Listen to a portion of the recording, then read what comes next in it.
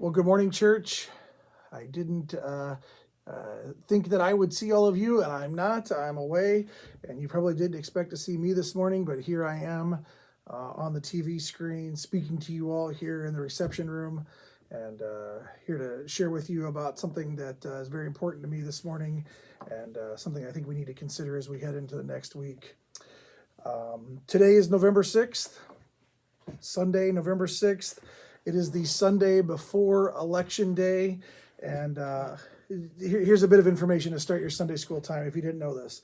Election Day is always the first Tuesday after the first Monday in November, which means this year Election Day is on November 8th because it is the first Tuesday of the month after the first Monday of the month. You remember last Tuesday was November 1st, but that was not after the first Monday. So first Tuesday after the first Monday, that's how Election Day ends up as late as it is this year. The 8th is the latest it could be. The 2nd is the earliest it could be on any given year. This year it's November 8th. So this is the Sunday before Election Day.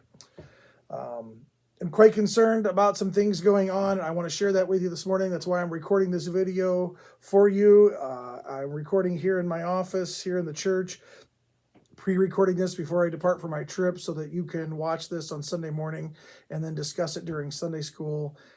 Very, very important to me to share with you what we're going to talk about here for the next few minutes. In 2 days, our nation is going to head to the polls for the midterm election.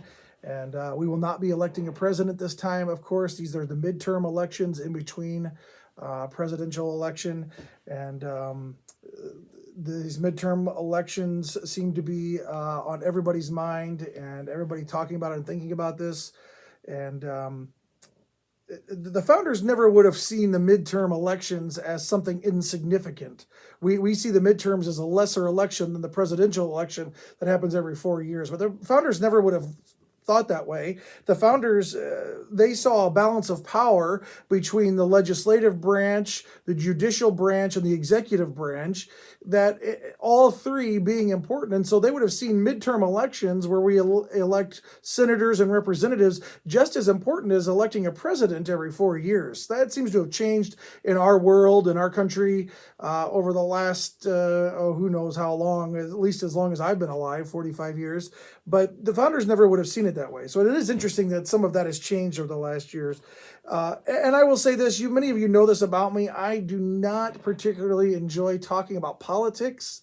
I am not a political person by nature, nor do I see the realm of politics as something all that interesting.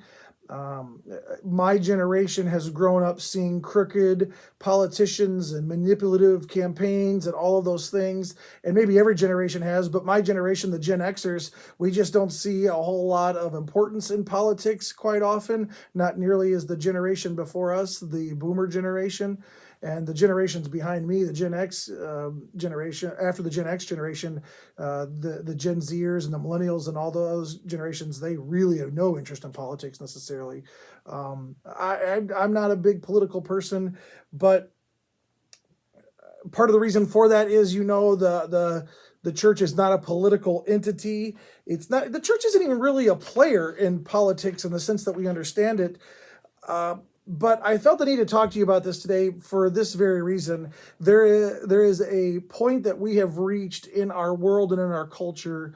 I will call it the point of clashing worldviews. And a big reason for that is the way we understand biblical morality and the way morality has woven its way through our culture over the last 2 centuries, and the way in the last 2 generations it's woven its way out of our culture and our country. And so we really just need to talk about an issue of biblical morality today, and we need to talk about an issue of government and all of that. And I hope that's what I can do for you for these next few minutes. And then I'm going to turn it over to Jim, and he's going to lead you through a discussion after this. And so I just want to get you started on the right track. Jim is certainly capable of leading the discussion in a good way, and I'd be curious to hear all the things that he says, but I wanted to get it started here. Now, before we look at a biblical text, which I want to do here in just a moment, I do want to share with you why I'm doing this, or you heard why I'm doing this. What I want to share with you is what brought me to this point. Why did I feel the need to tell you I'm not political, but then have a political conversation with you during Sunday school? Well, as many of you know, I'm an avid YouTube watcher. That's sort of by necessity in a way because I like watching videos regarding theology, preaching. You come to the church during the week, and I'm sitting here in the conference room like I am right now. You'll see a video of preaching or teaching in a seminary, something on the TV in here usually. Uh, I'd be lying to you if I didn't say I watch a lot of fishing videos and documentaries and things like that as well. I think there's a great ability to learn from the information and content that's there on the internet for us in various forums. And so I watch a lot of YouTube videos. Over the last 6 weeks or so, when you turn on a YouTube video, YouTube always has ads when you watch a video on there, but over the last 6 weeks, the ads have become decidedly and increasingly political over the last 6 weeks. And by political, I simply mean that candidates at various levels of government, all the way from local government here in DuPage County, all the way to the national level, candidates are posting political ads, and they are all over YouTube. Governor Pritzker has many, many ads on YouTube. Many of the local candidates around here, especially for state government, have ads on YouTube. Some of these are of lesser importance, I would say, meaning their message is doesn't quite resonate one way or the other with me. But I've seen enough of those ads to make a generalization for you about them, and that is this. One party in particular, this particular election season, has made abortion a ballot issue. Now, you hear me say that, and you say, well, of course, abortion's a ballot issue because we've been talking about abortion for years. Pastor Jason, you've been at the church for 9 years, and you've been talking about abortion as a political issue for 9 years, every year that we've known you. That's true. We have been talking about abortion as an issue that folks ought to place their vote to vote against abortion. We've been talking about that for as long as I've been here, and I've been talking about that for years before that. But this year, in these ads, in their campaigns, Governor Pritzker, lady named Mara Hirschauer, Tammy Duckworth, another lady I saw, I can't remember her name exactly, O'Malley, I think she's running for judge.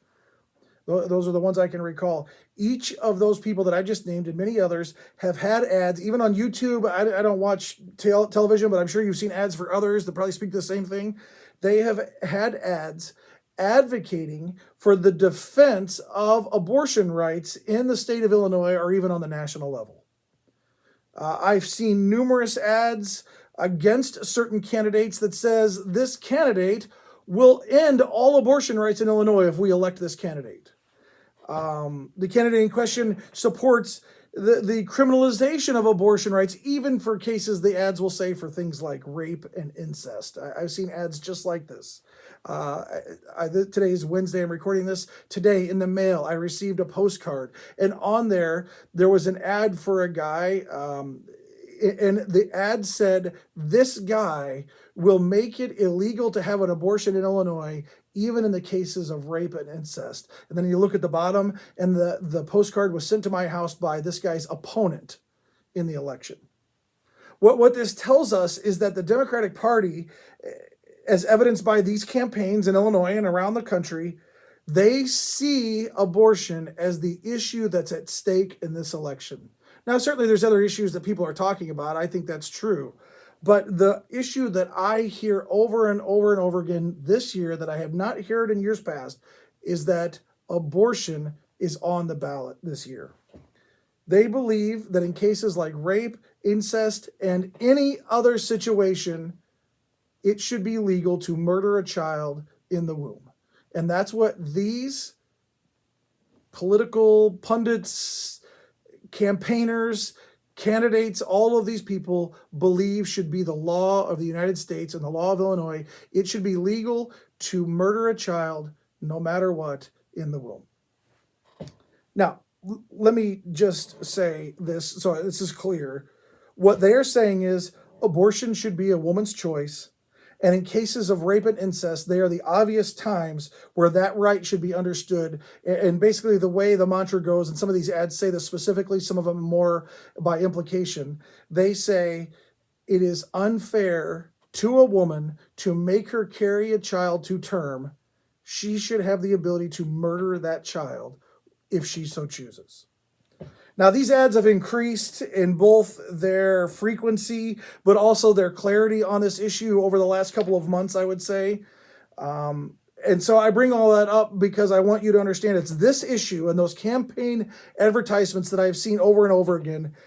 These things have exercised my conscience so much that I reached a point where I felt the need to speak on this and to say something to you about it, even though I really, really dislike making elections and political things part of what we talk about at the church. I just felt like this was so important because even though some of us have been speaking on the issue of abortion for years, for some reason that's fallen on deaf ears for some people within the church for years, there is now a political party in this country actively advocating and campaigning on YouTube and on television, national television, local television, for abortion rights in Illinois and in our country.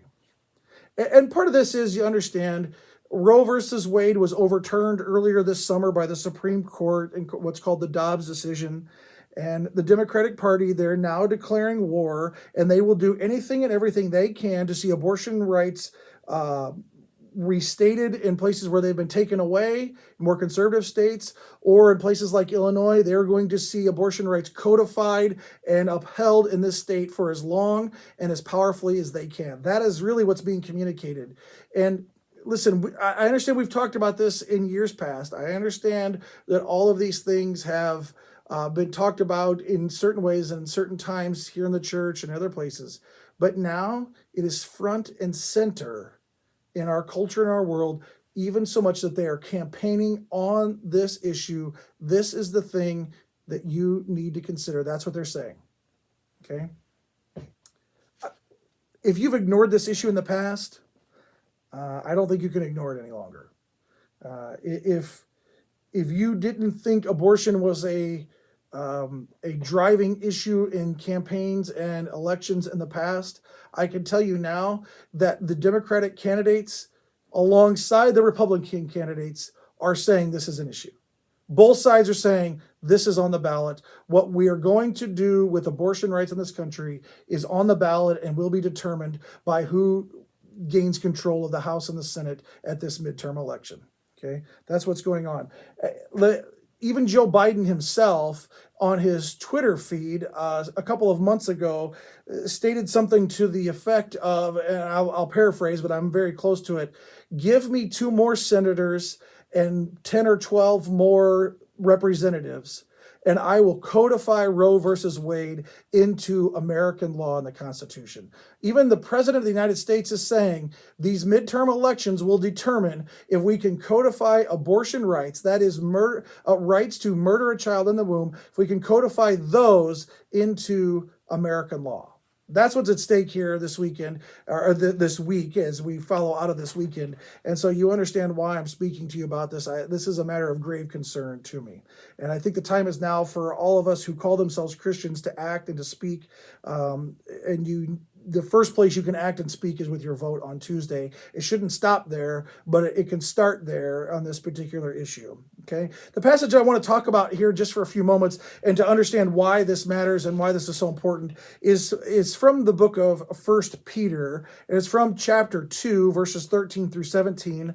I'll read those for you. If you have a Bible there and you're in Sunday school class, you want to get that out. 1 Peter chapter 2, verses 13 to 17, I'm going to read for you now. And I want you to hear what Peter says about the government, and to talk about why this matters and why we're talking about this now as opposed to any other time of the year. One, these ads have come out and they've made me angry and upset about this whole thing. But I do think that there's an important reason to talk about this today as we lead into midterm election on Tuesday. All right, here's what Peter says. Peter says, "Be subject for the Lord's sake to every human institution, whether it be to the emperor as supreme, or to governors as sent by him to punish those who do evil and to praise those who do good. For this is the will of God, that by doing good you should put to silence the ignorance of foolish people. Live as people who are free, not using your freedom as a cover-up for evil, but living as servants of God. Honor everyone, love the brotherhood, fear God, honor the emperor." Now, he goes on to talk about submission to authority in other realms of our life, and this is decidedly about submitting to the authorities who are over us. I don't want to miss that part of this particular text. This is about submitting to authorities. But there's another way to understand what's being said here, or at least a principle to draw out of this that really, really matters as it relates to what's going on this week in our country. Now, there are a lot of angles to which we could talk about the issue at hand. But the way it seems most important for me to communicate with all of you is to make sure it's clear what the biblical teaching is regarding the role of government. What is a government to do? What's a government for? Why do we have governments? Why has the Lord our God established the governments of the earth, as his word says? And what are they to do? What is the purpose of these governments? Now, let me just give you a couple of things that the Bible says about that. We know that the governments are established and appointed by God. That's Romans 13. We also know that the governments who are established and appointed by God wield the sword. That is, they are given the not only the right, but the ability and the duty to wield the sword and to punish those who do evil. That is what it means to wield the sword. The sword is a matter of protection for people, and it's a matter of punishment for those who do evil. We also know from the Old Testament and the New Testament that governments are to protect the interests of their people, the interests of the nation, even protecting their borders and things like that. All of these things governments are given to do. But here in this particular part, while he's speaking about our role in submitting to our authorities, like he says in verse 17, to honor the emperor, right? Or in verse 13, to be subject for the Lord's sake to every human institution or institution ordained for the people, that could read. Here in the midst of that, he actually tells us what government does and what it's for. Look at verse 2. He says, I'm sorry, not verse 2, verse 14, he says, or to governors as sent by him, that sent by him is the emperor, so the governor sent by the emperor, to punish those who do evil and to praise those who do good. Very simply, this isn't an overcomplicated idea. Governments are ordained by God to punish evil and to reward good.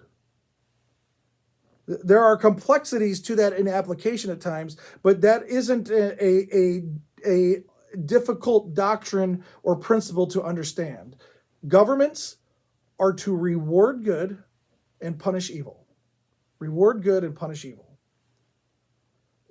If you think about it, that's actually the very definition of justice. If you say that governments are to enact justice, well, what would be the enacting of justice? Well, justice would be giving people what they deserved based on their behavior. In the sense of a government is to punish those who do evil. They are to give the just recompense for evil. So when somebody does evil, then they are given the recompense for that. They are punished for that, either with prison or death or whatever it is. On the other hand, those who do good, they should be rewarded for doing good. Their civil obedience should be rewarded in that sense. This is the very definition of justice. Justice, I know, is a common word today. It's sort of an incendiary word at times because it's been distorted about what justice is and all those things. But in its plain meaning, justice means to punish evil, reward good, and that is the very thing governments are called to do. Okay? Now that we've seen Peter say that this is what governments are to do, then we have to ask the question, well, what does it mean, good and evil? Where does that come from? Now, you already know the answer to that question. Good and evil must be defined by God through his word. What the Bible calls evil, we should call evil, and governments should call evil. What God calls good, we should call good, and governments should call good. Now, to make sure you understand what this is saying and understand the natural implications of what the statement are, we should say governments should know what good and evil are. Governments then must enforce good and evil, and all government then should be guided by that principle to know good and evil and then to enforce it. That is the role of government under God, who ordains that government to exist. Think about that for a second. God ordains a government to exist and says, okay, now that you exist, here is your role. Your role is to know what good and evil is and then to enforce good and evil. Now, I'm going to make a statement to you, and I want you to understand this because this plays into the understanding of the whole thing. Governments then are moral agencies. Governments are moral agencies. Everything that governments do has either a moral cause or a moral effect. And the only true morality, then, we understand, comes from God through Scripture. So therefore, God's law, what God says is good and what God says is evil, should be the very guide for the operations of every government over its people. Maybe if I put this another way simply, the governments of the earth have the same moral direction as individuals, and they have the same moral accountability as individuals. Governments just have to enact those things in a much more broad and corporate way, rather than individually. We govern our lives by the word of God, by doing what's good and not doing what's evil. Now, I would say this, it shouldn't be that hard to discern what's going on here and how we understand that. Governments are moral agencies. They are to legislate morality towards the people, rewarding good, enforcing God's laws, and punishing evil. It seems to me that some folks today don't quite understand this, and they don't really understand the role of government, and even some Christians don't understand the role of government. And so there is an issue of misunderstanding when Christians call the government to do what's good and what's evil. It's called things like theonomy or Christian nationalism or a whole bunch of other words that you'll hear called if you say, well, the government should do what God has said. The labels are thrown around a lot. But the reality is that government, any government that you named, is ordained by God, and they are called to be accountable to God according to his word. The moral code of the Bible is the moral code for all men and for all governments. That's the simple bottom line of this, period, end of argument. And that's the operating principle that I wanted to share with you today, is because then you have to consider an election in which we get to vote. How do we take that principle to the polling place? Well, you can look here in your text. I think there's actually a little bit that we can understand from our text regarding this. Verse 15, for this is the will of God, that by doing good you should put to silence the ignorance of foolish people. Live as people who are free, not using your freedom as a cover-up for evil, but living as servants of God. Honor everyone, love the brotherhood, fear God, honor the emperor. In light of the role of government, we're to do good, we're to be people of good, we're to live as people who are free, but not using our freedom to cover up evil, but we're to simply advance goodness everywhere we can. In our country, in the time in which we live, at least today, this may be taken away in time, God has afforded us the ability to participate in our government in a way which we cast a vote, and that vote is intended for us to make a communication to say, I want our government to follow the moral good of God. Now, let me just try to make that point again. Our vote and our participation in an election should be with the expressed, intended purpose to see our government fulfill its biblical duty of rewarding good and punishing evil.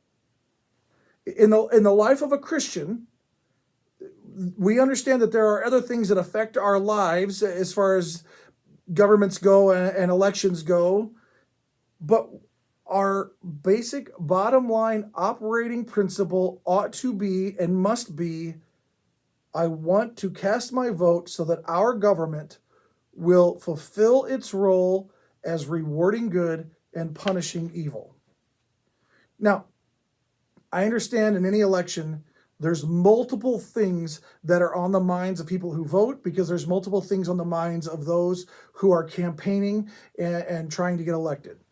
There are fiscal principles. There are size of government principles. There may even be priorities of social concern, like racial reconciliation or poverty or things like that.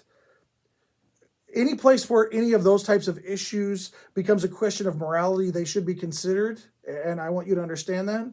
But ultimately, the primary focus for a Christian as we participate in an election must be moral goodness. It must be righteousness to be born and seen in our government and in our government officials. Okay? Now, I understand that we might have to vote in such a way that is morally right, but fiscally hard for us. Meaning, you might have to vote in such a way that might bring fiscal hardship to you. You might have to vote in such a way that is morally right, but might bring familial strife to you. You might be voting in such a way that is morally good, but is going to have an effect on your family members and the things that they value. And your family members might say, yes, but this candidate, they campaigned on this. And if you vote against them, we will not get this. And that's going to hurt me in my job or my family or whatever it is. And you might have to say something like, yes, but I'm voting for moral goodness. I understand that there are practical ways in which this might affect us, but our role to participate in an election is the advancement of righteousness and goodness in policies, laws, and the practices of our government. That is the primary principle at stake, and we must always hold to that, because if we don't, then other things will get in the way. Things like the things that I just mentioned, practical considerations, or even things like the personality, speaking ability, or even the morality, the personal morality of a particular candidate. And what I mean by that is that a particular candidate can have a personally, morally bankrupt life, but who is advocating for policies that would cause our government to do the most moral good, that our government would punish evil and reward good more by this morally bankrupt character than by some other morally bankrupt character. We have to see the whole picture, not through the lens of our own personal interests, or even through the lens of the candidate themselves, but through the lens of the candidate's policies and what ultimately will come out of our government from that particular candidate. All of that we have to understand is a privilege that God has given to us in this country for this time, and we have a civic and we have an ecclesiological duty to use our vote to advance the moral goodness in our government. That is our role in the participation of an election. All right. Back to this Tuesday now and this midterm election in this country. And I want to wrap this up, and I want to give you all a chance to discuss some of these things and to give Jim a chance to express some of the things that are on his heart regarding all of this. But church, I think we need to be very careful about how we go about thinking through issues for midterm elections and presidential elections.